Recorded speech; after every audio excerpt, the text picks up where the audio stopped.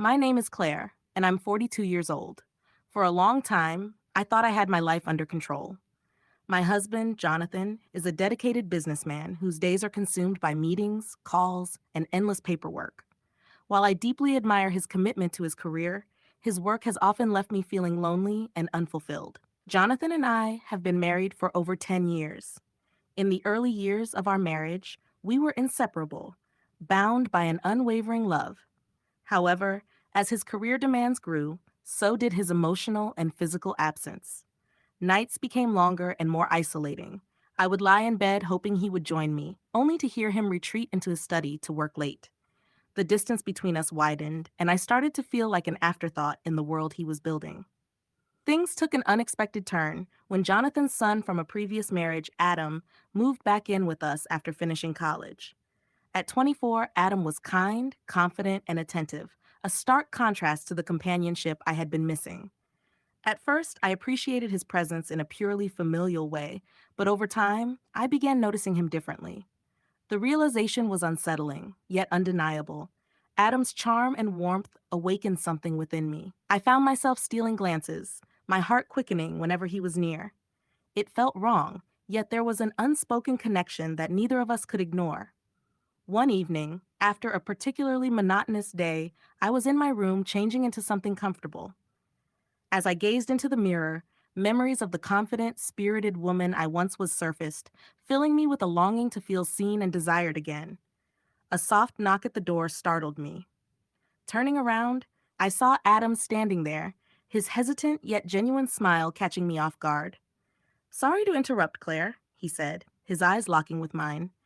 The intensity in his gaze mirrored something I had been suppressing within myself. "Oh, it's fine," I replied, trying to sound casual, though my pulse betrayed me. For a moment, he hesitated, as though searching for the right words.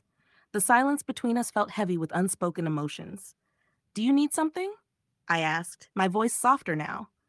"No, I wanted to check in on you," he said, his tone laced with an unexplainable tenderness. I invited him in, and what began as a casual conversation soon deepened into something far more profound. For the first time in years, I felt truly heard and understood.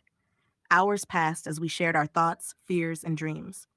By the time we said goodnight, a part of me knew I had crossed an invisible line. The following weeks were a blur of stolen glances and quiet moments filled with unspoken desire. One evening, in a fleeting moment of weakness, our emotions got the better of us, and we shared a kiss. It was tentative at first, but quickly deepened into something fueled by years of unmet needs and longing. The guilt was immediate and overwhelming. As Jonathan's wife and Adam's stepmother, I knew this was a betrayal on every level. Yet, the pull between us was undeniable, and the secrecy only intensified our connection. Eventually, the weight of it all became too much to bear. One evening, Jonathan returned home earlier than expected, catching me completely off guard. The look in his eyes, equal parts love and concern, was enough to shatter the illusion I had built around myself. It was then that I knew something had to change. I owed it to myself and to Jonathan to confront the cracks in our marriage. Adam moved out shortly after, and I sought counseling to untangle the emotions that had led me down this path. Jonathan and I worked to rebuild our relationship, rediscovering the foundation of love and trust that had once brought us together. The experience, though painful, taught me the importance of communication, self-awareness, and emotional honesty. True intimacy, I realized, must be built on respect and vulnerability, not on fleeting moments of passion or escape. While this chapter of my life is one I deeply regret, it has also been a catalyst for growth, for myself, for Jonathan, and even for Adam. Relationships are complex, and sometimes the toughest conversations bring you closer to those you love. Thank you for listening to my story. If any part of it resonates with you, feel free to share your thoughts in the comments below. Life is a journey, and every experience teaches us something valuable.